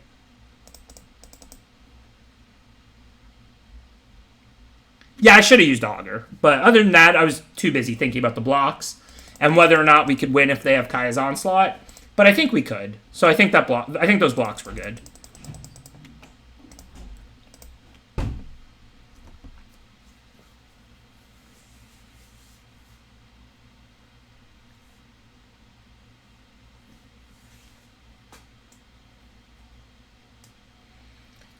Well, if we were trying to take as little damage as possible, God Awful Truth, yes.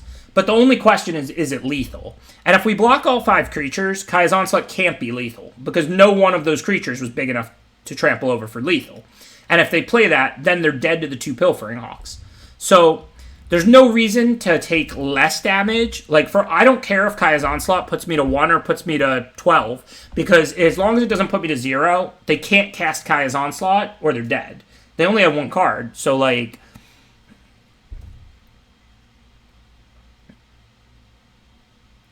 Yeah, the Foretell was Doomscar. They played the Foretold card that was Foretold the whole game. That was Doomscar. And then they attacked with everything with 1 card in hand and 3 mana up. That's why we were thinking about Kaya's Onslaught so much. Because if they play like a flyer, we could just bounce it and kill them. Even if they have a removal for one of the Hawks, I traded with all their creatures. So if the removal kills a Hawk and they go to 2, they can have another draw step, but I'm going to have 2 threats and they're at 2 and I'm at like 10 or whatever. So the whole key was just making sure Kaya's Onslaught was not lethal. It didn't matter at all if it put me to literal 1 life, because if the last card was Onslaught, then they were dead to my 2 Hawks, because neither Hawk was blocking.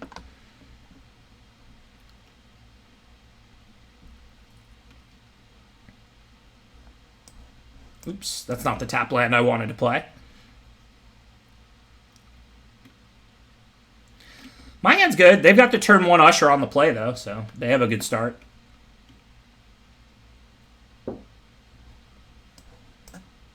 So Hawk or Bind. Bind is probably just better here.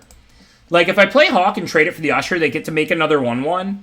Also, Pilfering Hawk could be a decent card in a late game, whereas, like, Bind is just an awful card in the late game. I mean, I obviously wish I had Bind in my opening hand instead of drawing it turn 2, so I could just kill this Usher turn 1. Yeah, I mean, so I was, at a million life, so as long as I blocked all the creatures, then neither of those were going to be lethal, so we didn't really have to count.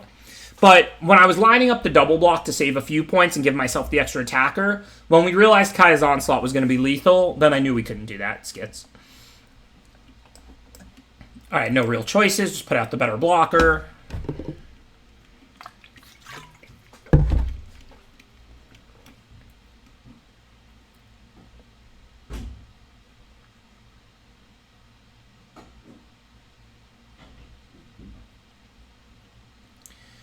Okay, let's see. So we have the 3 snow permanents, but we can't fight off any of the 3/3s. So this isn't going to be a great turn no matter what.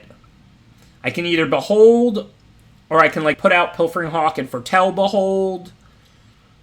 Oh, no, I could pump the Mistwalker and fight with Blizzard Brawl with that if I want to do. Which actually sounds pretty good. Because if they double spell again, I'm going to have no block with Mistwalker.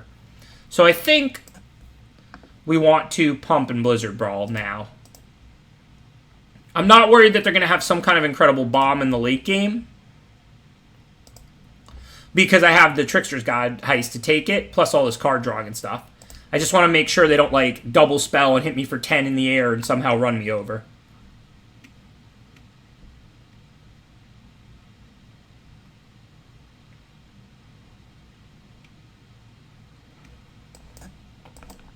Okay, no real choices. Chillin'. Now we can double block the zombie even. If they kill the Narfi, it comes back. If they can't kill the Walker unless they kill the Narfi. I mean, I guess if they have a Feed the Serpent, it's a huge blowout. Maybe I should just take it.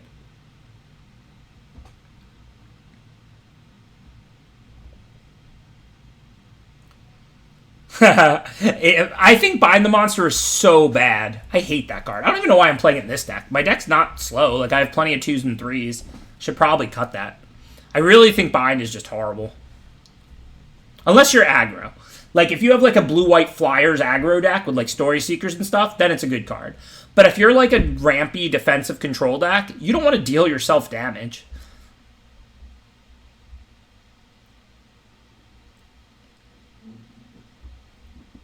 Thanks, Drex. Also, thank you for supporting it. Well, I didn't expect this. I mean, they could have, like, a Jarl or something, but, I mean, that's going to be an effective card. I think I don't need any one of these creatures in particular, so I think it's just, like, eat that and that. I mean, Narfi comes back, so this is basically a free kill. Just want to keep my life up a little, I think.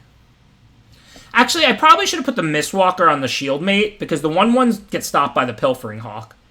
So assuming... And a 2/1 doesn't. So assuming it's Jarl, which is what I thought they'd have, I'm taking more damage next turn because of the line I just took. So that wasn't perfect. So now I can go, what? Oh, I don't even have double blue. I can't even Hawk and Trickster. Wow, this is rough. I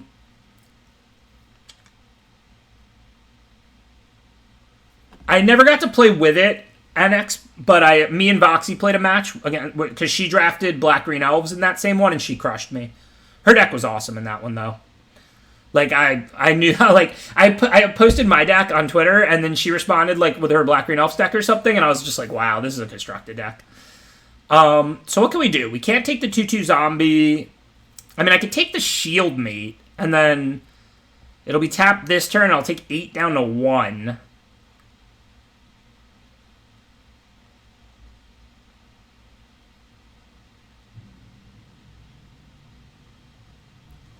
How do I stabilize? Do I have the ability to? Is it even possible? It's definitely not looking good. So I can't play Heist. I don't have double blue. So 4, 7, 9. So I have to play something. So my choice is either Behold or play Pilfering Hawk. What am I going to do next turn? I have no idea how I can win this game. So I'm going to Behold. Look for a 2-drop and or whatever. I know like this is probably just going to leave me dead, but if I play Hawk and trade it for Shield Mate and go to 2, like I don't think I have outs. I think this is just game. I knew I needed to not get run over, but I'm not sure if I screwed up that game. I feel like I could have maybe played a little bit more defensively. Yeah. Behold for Mass Vandal is probably my best shot. If I drew Mass Vandal off that Behold, I definitely was live. I think I only have 1, but I still see 4 cards.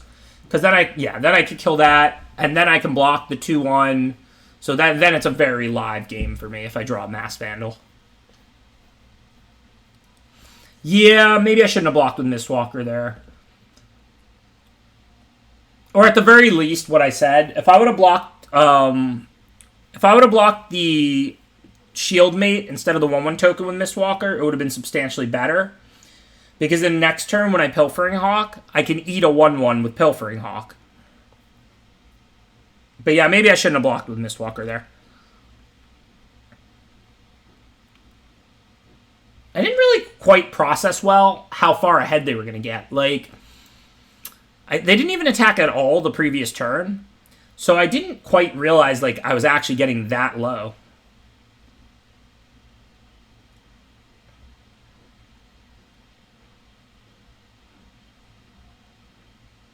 Well, yes, if I'm going to Behold, I should certainly do it before I play a land. I wouldn't top an island. I'd still look for Mass Vandal.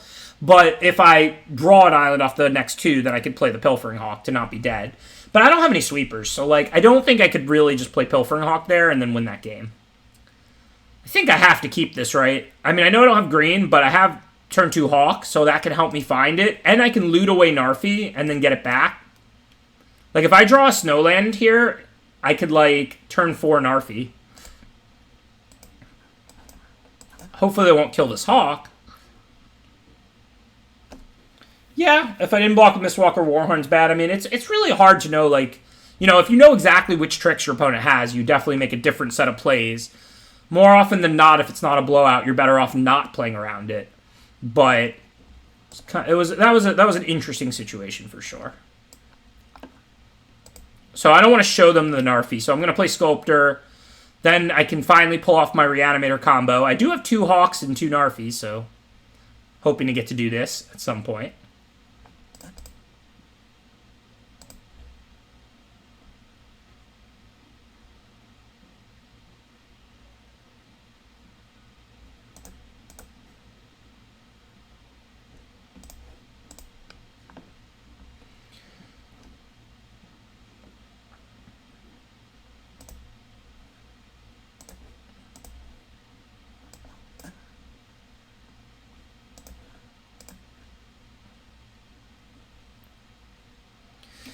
Yeah, I never had Kinders here until I started traveling. They are excellent.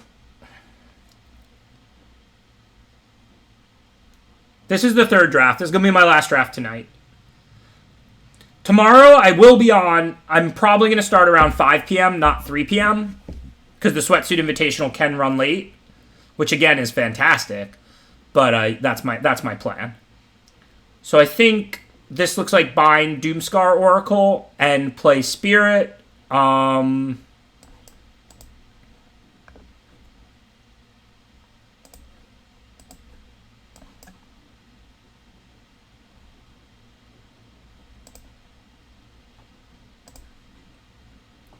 I agree, Trippy Toad. I agree. The old reanimating Narfi thing is just so busted because you're discarding the Narfi, so you're going up cards. Like, you go up the card you draw because you don't discard, really, you know? And then you're, like, also putting a 4-3 in play that quick that pumps your whole team. I don't really have feelings on it, White Russian. I mean, I'll try it out. If it's fun, I'll do it on stream. If it's not fun, I probably won't do it much. I mean, no way against them putting it on or anything. We'll just have to see if it's good.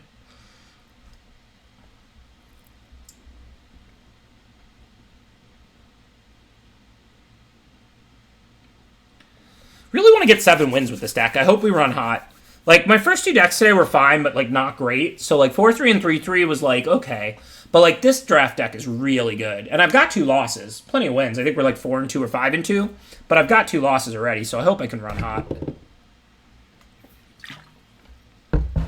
I've got 7 Snowlands, I think. But then also Spirit of the Alderguard, Double Sculptor, Glittering Frost. So it's going to play like it has way more than 7.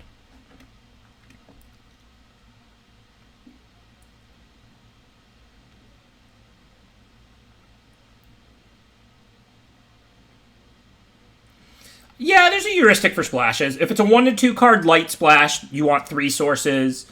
If you're going to go like a heavier splash, like 4 or 5 cards, you probably want more like 5 sources.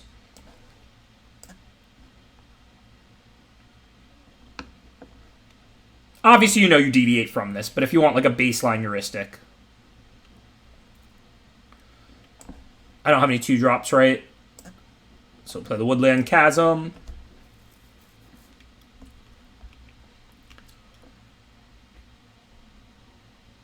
My hand's pretty slow, but they're only attacking for 1, and they look to be a snow deck as well, so hopefully that won't be an issue.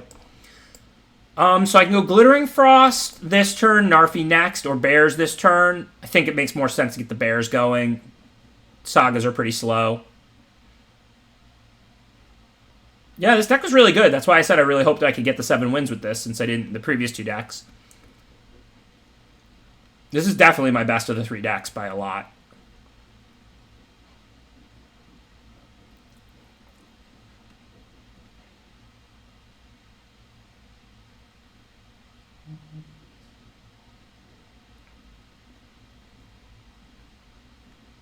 So we're turning into a 4-4. What do they have open? Blue, so they can't Demon Bolt.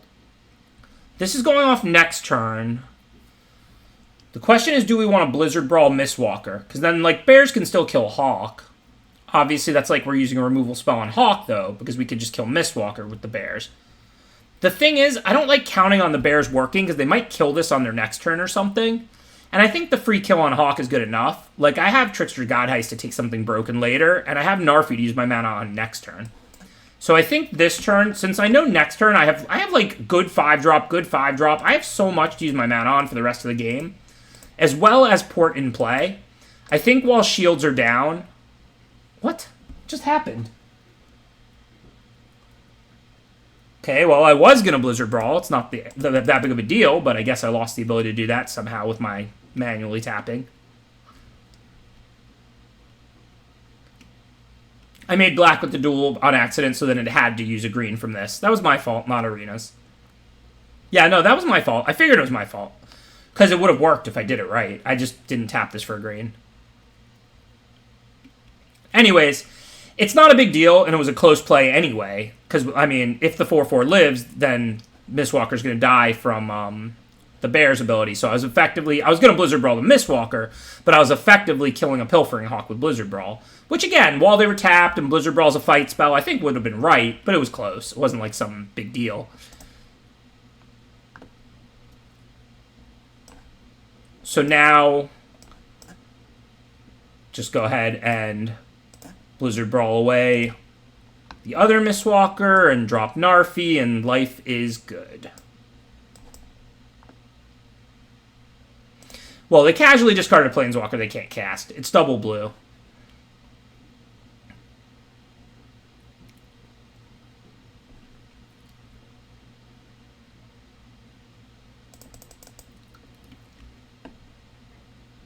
Yeah, I thought it was a really close play, Nixius. I wasn't even sure whether it was right or not. I think it was right because it's a fight spell and you always want to use it while shields are down, if there's a reasonable target. And if they played some Bomber and Trickster's God Heist, so I didn't have to save that removal. Like, you definitely want to be a lot more judicious with your last removal than any preceding removal spells, right? Because if you're killing something, it's probably reasonable at the time, but then they might play something amazing, right, that single-handedly wins the game. So, like, your last removal spell, I'm not saying you shouldn't use it. A lot of times you only have one removal, you kill something, you get a good attack, it's worth it. But you almost, the amount you want to preserve each removal spell goes up a lot with the last one. Like, you can be pretty frivolous with all the rest, and then, like, that last good unconditional, you want to be a lot more judicious with, because that's the one that could answer some bomb or something that single-handedly wins the game. Yeah, but we also miss a point to do it, target player. But, yeah, I mean, I think that was overall, like, close. I think, like I said, I was trying to Blizzard Brawl because I think it was right, but I don't really... That was a good spot for a misclick if ever I was going to do one, because I'm not even sure whether it was right to Blizzard Brawl or not. But we're 6-2, so now we've got the last game of the night, win or lose. Hopefully win. Like I said, I mean, it's best of one. 3-3, 4-3, 7-2 is not a bad record. Not that 3-3, 4-3, 6-3 is a bad record at Mythic, but it would just be nice to get the 7 with my best deck of the night and finish the night with 7 wins. Tomorrow, I'll be back on for sure. Like I said, I'm not sure exactly what time I'm going to start. I'm planning for about 2 hours later than I usually start. And then the Sweatsuit Invitational at 7 and staying on late, so we'll see how that goes.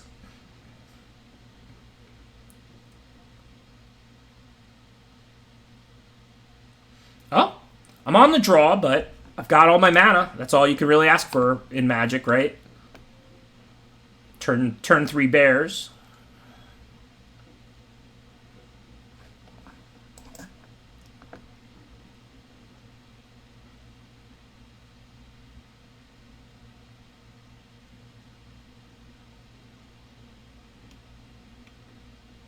It's very true, Pedro. Using your removal, like, skillfully is definitely one of the areas where you gain a lot of value in Limited. Famous flooded last words? I hope not.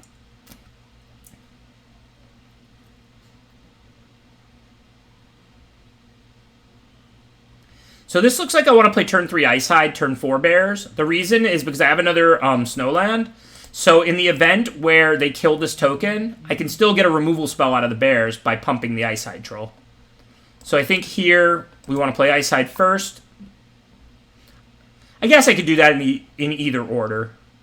But whatever, since I traded the Hawk for the Usher, it gives them time to play better creatures anyway.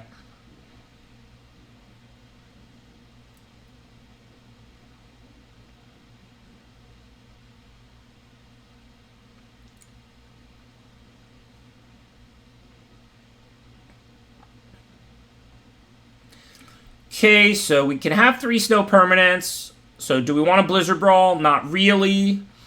So I think we just play our Snow Island untapped so they can't block Troll and then play Bears.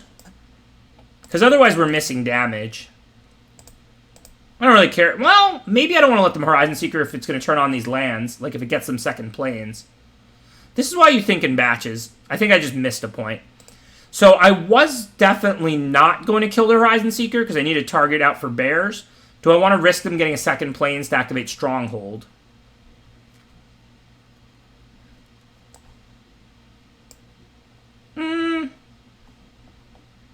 Yeah, I think it's still worth the risk.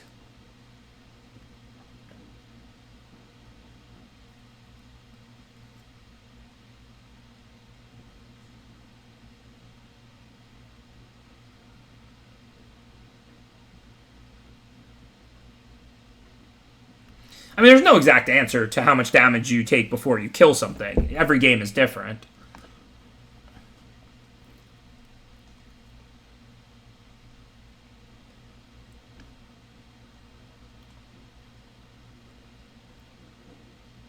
I'm definitely happy to do some kind of race. If this is an Iron Verdict for Icehide Troll here, I mean, I can be attacking for 8 or 9. The only reason I was, like, questioning this was because it lets them get double white to activate the Stronghold.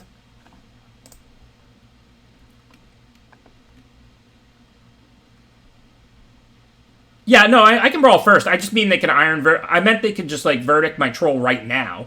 And then, like, you know, I lose my best threat and, like, you know, my ability to race, basically. I'm not saying they're going to get me when I Blizzard Brawl. Remember, the reason I didn't Blizzard Brawl is because this is going off in 2 turns. So I don't really want to Blizzard Brawl this turn either. I want to kill this Horizon Seeker with this Bears. Okay, so now that we drew Behold, I'm just going to attack, play the Shimmer Drift Veil, and pass.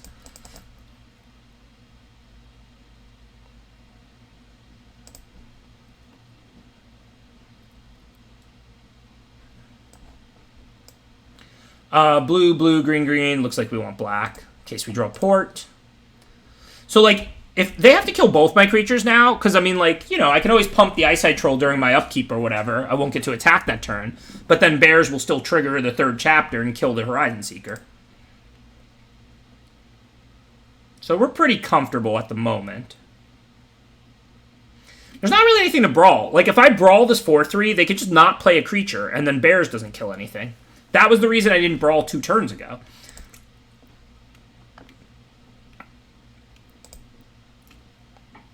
I've got a Saga that's a removal spell when it goes off.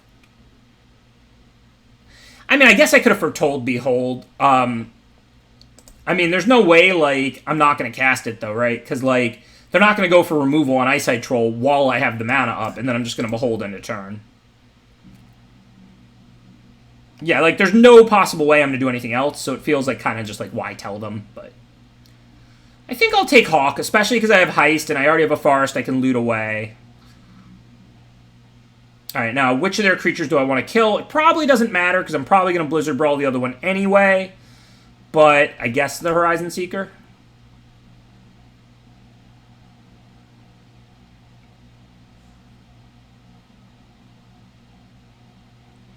And then this just looks like Blizzard Brawl the 2-4 and slap down Giant's Amulet.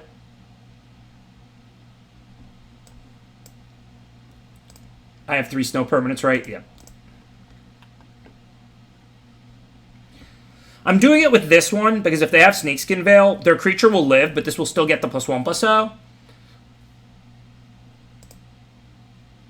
Okay, that doesn't work. Double Strike doesn't work in fights. First Strike and Double Strike don't work in fights. Death Touch and Lifelink do. It's kind of weird.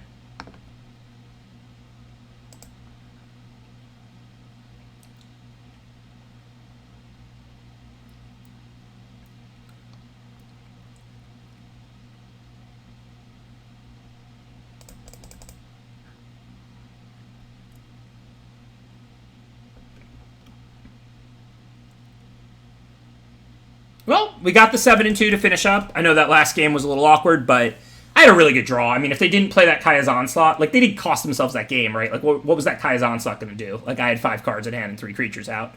Bears is a busted card. I mean, if 3 mana make a 4-4 and kill a creature is just a really good card. And sometimes you go off with multiple changelings. So I think this was definitely the best of my 3 decks today, so I'm pretty happy we got the 7-2 with it. Just a nice synergy, nice curve, good mana, just the right amount of duels, power, spirit, bears, cheap cards. This deck was excellent.